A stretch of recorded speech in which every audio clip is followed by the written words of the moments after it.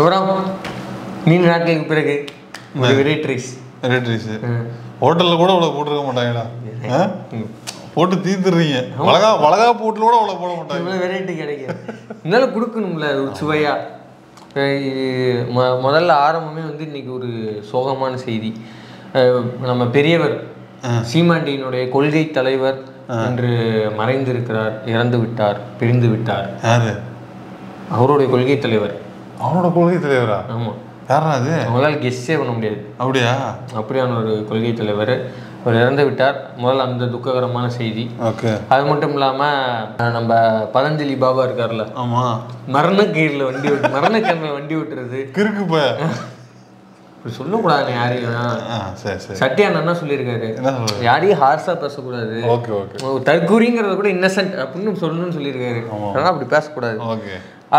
அவருக்கு வந்து மண்டையிலே நெருக்கு அப்படின்னு ஒரு கொட்டு வச்சிருக்குது. அந்த அவர் கொட்டின கொட்டுக்கு மண்டை எப்படி தெரியும் வந்துருக்கு?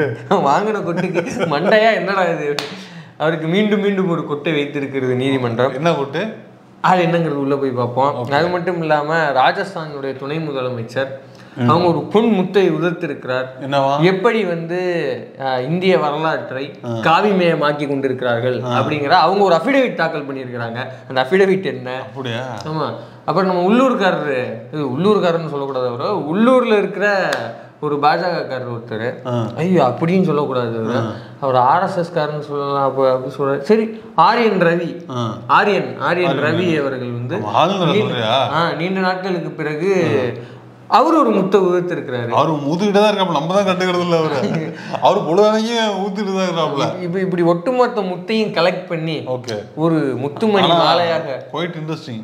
எல்லாமே டிஃபரெண்டா இருக்குல்ல, அதான் வெரைட்டி. ஓகே.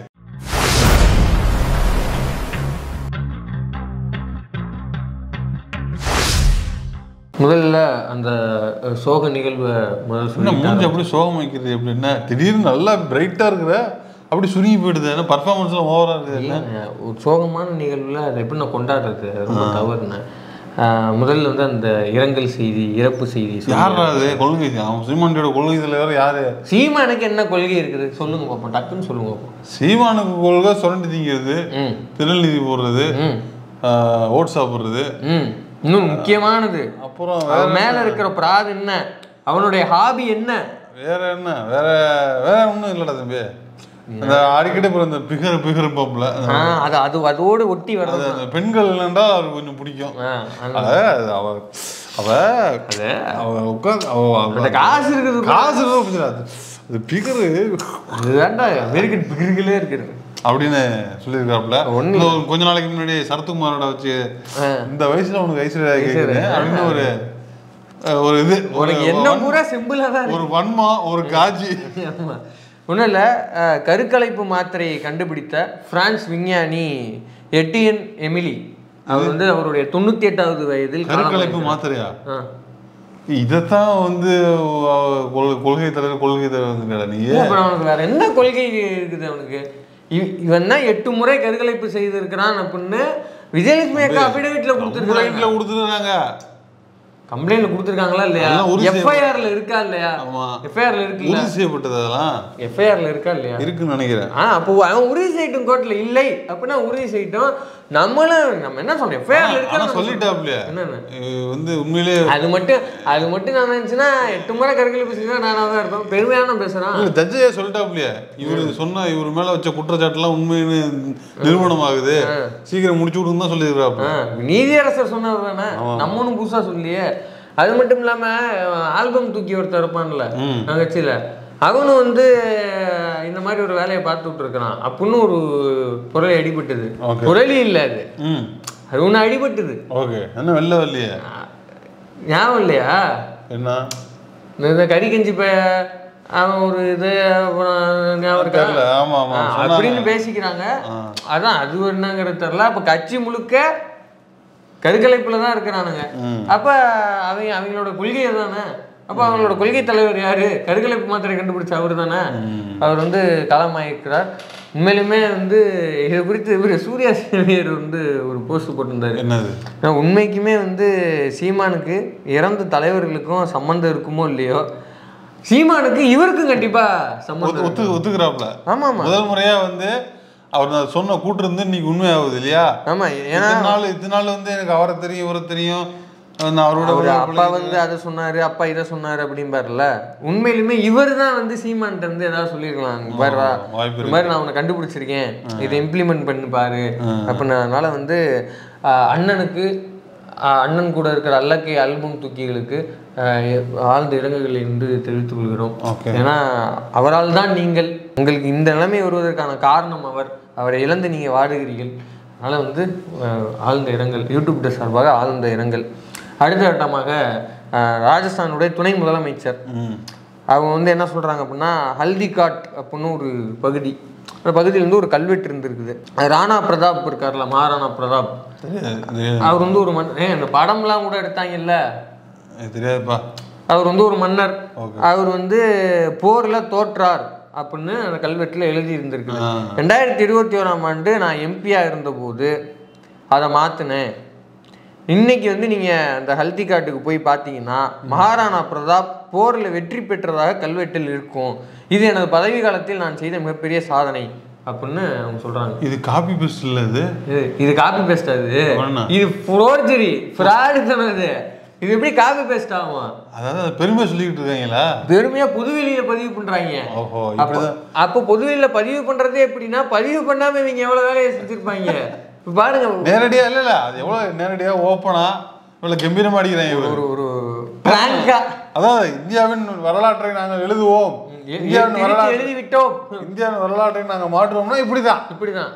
அதாவது ஏற்கனவே இருக்கிற வரலாற்றுல நல்லா அள்ளில போய் வச்சு அழிச்சு விட்டு மேல எழுதிக்கிறது, நாங்க தான் ஆண்டது, எல்லாத்துக்கும் காரணம் நாங்க தான். இல்லை, இப்போ நான் என்ன சொல்றேன், போர்ல வெற்றி தோல்விங்கிறது ஜெகஜம் இல்லையா?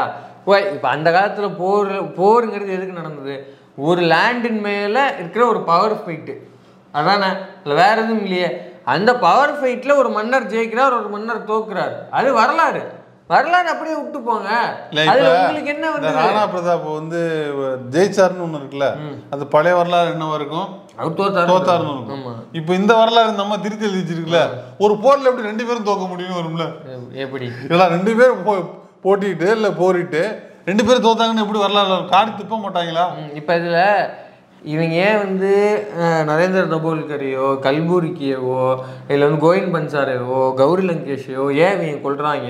அவங்களாம் 60 வயசுக்கு மேல, அவங்களாம் 60 வயசுக்கு மேல, அதனால இவங்க வீரம் பூரா அப்படிதான் இருக்கு. ஆனா இவங்க எல்லாருமே இன்டெலெக்சுவல்ஸ். என்ன இன்டெலெக்சுவல்ஸ்னா, இவங்க தப்பா வந்து பரப்புற அந்த வரலாற்றினுடைய உண்மை தன்மையை அவங்க வந்து வெளில கொண்டு வராங்க. ஏன்னா கோவிந்த் பன்சாரை தான் கவுனே சிவாஜி யார், சிவாஜி யார், உண்மையான சிவாஜி யார், அவர் எப்படி பார்ப்பனர்களால் சுரண்டப்பட்டார், பார்ப்பனியத்தால் எப்படி அவர் வீழ்த்தப்பட்டார் அப்படின்னு அங்கே உலகத்துக்கு வந்து அவர் தான் வெளில கொண்டு வர்றாரு. ஏன்னா இன்னைக்கு வந்து சங்கிகள் வந்து வீர் சிவாஜி அப்படின்னு போட்டு இது பண்ணுறாங்க. ஆனால் அவர் வந்து இந்த பார்ப்பனியத்தால், இந்த இந்துத்துவ சக்திகளால் அவர் வந்து வீழ்த்தப்பட்டவர். அவர் அப்போ அவருடைய உண்மை முகம் இதுதான், அவர் பாதிக்கப்பட்டாருங்கிறத இவங்க மறைக்கிறாங்க. அப்போ இப்படித்தானே அதையும் செஞ்சுருப்பாங்க. அப்போ இந்த உண்மை எல்லாத்தையும் வெளில கொண்டு வராங்க. அப்படிங்கிறனால தான் இந்த இன்டெலெக்சுவல்ஸ் எல்லாத்தையும் அவங்க கொள்வது. பாஜக உள்ளே வந்துரும் ப்ரோ அப்படிங்கிறது நகைச்சுவை கிடையாது. அதை வந்து தெளிவாக நம்ம புரிஞ்சுக்கணும். அவங்கள உள்ள விட்ட வரலாறு இப்படிதான் மாற்றப்படுது, இப்படிதான் எழுதப்படும். நாளைக்கு எல்லா தமிழர்கள் வரலாறு இங்க வந்து ஆட்சிக்கு வந்தாங்கன்னா தமிழர்கள் வரலாற சீக்கிரமா வேற மாதிரி மாத்தி விட்டுருவாங்க. நம்மளுக்குன்னு எந்த வரலாறு இருக்காது. இப்ப இருக்கிற கொஞ்சம் மொத்த சொச்சமும் இங்க இருக்காது. ஏன் இப்ப இவ கீழடி அகழ்வாராய்ச்சி இருக்கு. ஆமா, அதுதான் ஆகச்சிறந்த உதாரணம். அதை வந்து கிட்டத்தட்ட 2 வருஷம் ஆச்சா, 3 வருஷம் இருக்கும்னு நினைக்கிறேன். அதை அனுப்பி வருஷங்கள் ஆகுது. ஆனா இப்ப வந்து அதை திருப்பி அனுப்புறாங்க. அதுல திருத்தங்கள் தேவைன்னு திருப்பி அனுப்புது. என்ன திருத்தங்கள் தேவை? அதுல இந்த மாதிரி திருத்தங்கள் தான் தேவையா?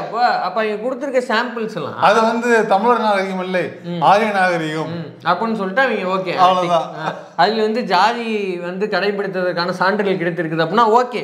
வர்ணாசிரமத்தை இது பண்ணி வேத நாகரிகம் அப்படின்னு சொல்லிட்டு ஓகே, அன்னைக்கே அப்ரூவ்டு அப்படின்றவானுங்க. அப்போ அது இல்லைங்கிறது தான். அது வந்து நல்ல ஒரு உதாரணம். கீழடியினுடைய ஆய்வறிக்கை இத்தனை வருடங்களாக வந்து அப்ரூவ் பண்ணாமல் இன்னைக்கு திருத்தம் கோரி கேட்கறது சிறந்த உதாரணம். அடுத்து வந்து நம்ம மரண கேள்வி பாப்பா. என்னது இது? யோகாசனம். இது புனையல்ரா. இதுதான் யோகாசனம். இது யோகாசனம். யாரா சொன்னது? யாருடைய இந்த யோகாசனத்தை வந்து தினமும் 4 தடவை பண்ணீங்கன்னா கை பிச்சுட்டு போயிடும். இப்பெல்லாம் பேசக்கூடாதுண்ணே. பாருங்க அப்புறம் என்னவா நம்ம பாபா பதஞ்சலி பாபா. பதஞ்சலி பாபாடா அவன்? பரதேசி பாபாவா? ஆமா கரெக்ட் தான் இல்ல? ஆமாடா பரதேசி சாமியார் தானே. சாமியார் பரதேசி தான். அப்புறம் ஆண்டி தானே. ஆமா ஆண்டி தான். ஆண்டி என்னது என்ன சொல்லுவாங்க? ஆண்டி மேடமா என்ன சொல்லுவாங்க? ஆண்டிகள் தான். ஆமா. பாஞ்சலி நிறுவனத்துக்கு வழங்கப்பட்ட 273 கோடி அபராதத்தை எதிர்த்து தொடரப்பட்ட மனுவை தள்ளுபடி செய்தது அலகாபாத் உயர் நீதிமன்றம். எதுக்கு 273 கோடி ரூபாய் கட்டுவான்? 273 கோடி ரூபாய் எதுக்கு? அந்த ஃபைன் எதுக்குன்னு கேளுங்க. பதஞ்சலி நிறுவனம் ஆன்லைன் முறையாக ஜிஎஸ்டி பண பரிவர்த்தனை செய்யாமல் மோசடி செய்த வழக்கில் அந்நிறுவனத்துக்கு 273 கோடி ரூபாய் அபராதம் விதிக்கப்பட்டது. இவ்வளவு நாளா விட்டு வச்சிருக்கேன். நீ யோசிச்சு பாருங்க. யோசிக்கிறேன். இவன் ஜிஎஸ்டி ஆன்லைன்ல ஜிஎஸ்டி கட்டாம விட்டதுக்கான ஃபைன் 273 கோடி ரூபாய்னா அப்ப எவ்வளவு அமௌண்ட்டை இவன் வந்து அடிச்சு வச்சிருப்பான்? 1000 கோடியா இருக்கும். ஒரு பிச்சைக்காரன் அந்த டெம்ப்ளேட் தான் எனக்கு தோணுது. ஒரு சாமியாருக்கு எதுக்கு இவ்வளவு பணம்? ஏன்னா உங்களுக்கு இந்த மாதிரியான கிரிட்டிக்கல் யோகாசனம்லாம் செய்யுது தெரியுது. அப்ப இதை செஞ்சே நீங்க வந்து 100 வருஷம் 150 வருஷம் 200 வருஷம் 250 வருஷம் 300 350 அடிச்சு வாழ வேண்டியது. மசூர் வளர்த்தா பணம் வந்துருமோ? எதுக்குன்னு கேக்குறேன் நான் பணம். இப்போ உங்களுக்கு இந்த மாதிரியான யோகாசனம் எல்லாம் தெரியுதுல்ல, இதை போட்டு ஒரு 200 வருஷம் வாழுங்க. அவன்கிட்ட இருக்கிற காசு பணம் கூட பிரச்சனை அந்த மாதிரி அதுக்கு செட்டப் பண்றாரு நமக்கு தெரியல. ஒரு புது டிவி வாங்க தேவைப்பட்டிருக்கலாம் இல்ல? நித்தி ப்ரோவை பார்த்து கொஞ்சம் என்ன சின்ன பையன் எனக்கு அப்புறம் வந்த போய் அவனே வாங்கிட்டான், நான் வாங்க கூடாதுன்னு வாங்கிருப்பார்ல. இப்ப ஈடி என்ன நட்டுக்கிட்டு இருக்கு, என்னத்த கலைபிடிச்சுக்கிட்டு இருக்கு அப்படின்னு கேட்க தோணுமா இல்லையா? சேலம் ஆத்தூர் பக்கத்துல 2 முதியவர்கள், ஒருத்தரால குச்சி ஊனாம நிக்க முடியாது. அந்த 2 பேர்ல அவர் வந்து தலித் விவசாயிகள். 2 பேரும் நிக்க முடியாதா? ஆமா, ஒருத்தரால குச்சி ஊனலன்னா அவரால் நிக்க முடியாது கிரிப்பா. அவங்களுக்கு வந்து சாதியின் பின்னொட்டை பிராக்கெட்ல குறிப்பிட்டு சம்மன் பண்றாங்க. அக்கௌண்டே இல்லைங்கிற அவங்கள்ட்ட என்னன்னு காட்டு உரிமையை கொண்டு அந்த அதனுடைய வந்து அந்த கொம்புகள் இதெல்லாம் எடுத்து ஃபாரினுக்கு வித்து அதுல ஒரு டிரான்சாக்சனை எடுத்து அவரை வந்து அமைப்புகளுக்கு இதெல்லாம் எங்கேயோ நடந்திருக்குதானா? அவங்களுக்கு நடக்கல. இந்த ஸ்கிரிப்டை வந்து அவங்களுக்கு வச்சுட்டாங்க. 2 பேர்த்தால வேகாத வெயில்ல நடந்து ரேஷன் கடைக்கு போய் அரிசியவே வாங்கி 2 பேர்த்தால வர முடியாது இல்லையா? அவங்க வந்து இந்த காட்டுரிமை பல்வாழ் தேவர் மாதிரி அப்படி புடிச்சு கொம்பை உடைச்சு ஃபாரினுக்கு ஓவரா தான் இங்கே படிச்சிருக்காங்க. எதையோ ராஜேஷ்குமார் நாவல்ல கூட அதெல்லாம் வராது. இப்படி ஒரு ஸ்கிரிப்ட் போட்டாங்கல்ல, இப்ப இங்க எங்க போச்சு? பதஞ்சலி நிறுவனத்துக்கு ஏன் போக மாட்டேங்கிறார்? அதனால பகுமானமா கோர்ட்டுக்கு போய் இப்ப உயர்நீதிமன்றம் அலகாபாத் உயர்நீதிமன்றம் காரி துப்பிடுச்சு. இப்ப இதுக்கு அப்புறம் எங்க உச்ச நீதிமன்றம் வருவான், அவங்க காரி துப்புவாங்கன்னு வச்சுங்க. அது வேற பிரச்சனையா? துப்புறதுதான் பிரச்சனையா இல்ல எடுத்து வாங்கிக்கிறதா பிரச்சனை? நம்மளுக்கு அந்த பிரச்சனையே கிடையாது. ஒண்ணும் கிடையாது. நம்ம ஏற்கனவே செருப்படி வாங்கிட்டு சாமியாரா இருக்கிறோம். இதெல்லாம் ஒரு பிரச்சனையா? இதெல்லாம் துப்புனா ஏற்கனவே பல வாட்டி ஃபைன் போட்டிருக்குது இதே நீதிமன்றம். திட்டி இருக்குது, கண்ணாப்பாடு திட்டி இருக்குது. கெட்ட வார்த்தையில சொல்லி திட்டாம போனதான் அவ்வளவு திட்டு வாங்கியிருக்காங்க. போன வருஷம் நினைக்கிறேன் உச்ச நீதிமன்றம் நீ இப்படி மன்னிப்பு கேட்கறது எனக்கு பிடிக்கல, போய் வேற மாதிரி மன்னிப்பு கேளு, அவனை வச்சு விளையாடுறா நீ மன்னிப்பு கேளு நியூஸ் பேப்பர்ல அப்படின்லாம் சொன்னிச்சு. இப்போ இவன் உச்ச நீதிமன்றம் போகணும். அவங்க இதே போல மீறி ஒரு காரியத்து மோசமானவர் பிடிச்சி கடிச்சு வச்சிருவாப்புல. அவன் கொஞ்சம் ஸ்ட்ரிக்டா இருக்கிற போல தெரியுது. என்னங்கிறத பார்ப்போம். ஆனா இவன் வந்து மேல்முறையீடு போகணும், இருந்தாலும் அங்க அசிங்கப்படணும். அடுத்தபடியா அசிங்கப்பட்டு என்னடா பண்றது? என்னமோ அது அவமானப்படுத்து என்ன பண்ண போற? நீ ஒண்ணும் பண்ண மாட்டா, சில உன்னை பீட் பண்ணிடுவா, உன்னை அழுவ வச்சிருவா. அவமானப்பட்டு நம்ம டயர்டாயிடுவோம். அவன் பண்ற அவமானம். அவன்லாம் எவ்வளவு பெரிய ஆளு, அதெல்லாம் ஊத்து விட்டு தானே அதெல்லாம் ஊத்தா தானே அந்த நிலைமைக்கே வர முடியும், இருக்க முடியும். அடுத்த சீமான் எதுக்கு அந்த ஸ்டேஜுக்கு போயிட்டு இருக்காப்ல? அவ்வளோதையும் ஊத்து விட்டாதான் 300 கோடி சொத்து சேர்க்க முடியும். சாதாரண விஷயம் இல்ல. அடுத்து நம்ம ஆரியன் ரவி அவர் என்ன சொல்றாருன்னா, தமிழ்நாட்டில் 20 அரசு பல்கலைக்கழகங்கள் உள்ளன. அதிலிருந்து 7000 பேர் முனைவர் பட்டம் பெறுகிறார்கள். ஆனால் அதற்கேற்ற கல்வி அறிவும் திறமையும் இல்லை. ஏதோ சொல்றாப்புல, அதான் கேட்கணும். அப்படின்னா என்னன்னே அவங்களுக்கு தெரியாது. எதுக்காக டேட்டா இருக்கா? நீ சொல்றீங்களே 20 இருக்கு, இது இருக்கு, அது இருக்குன்னு சொல்றீங்களே, என்ன டேட்டா இருக்கு உங்க கையில? சமீப காலமா ஐயா வந்து உளறி தள்ளுறாப்புல. நம்மளுக்கு பிஸியா இருக்கனால அதெல்லாம் நம்ம கண்டுக்கிறது கிடையாது, அதெல்லாம் விட்டாச்சு. என்ன பண்றது? இப்ப ஐயா வந்து பீகார்காரர் இல்லையா?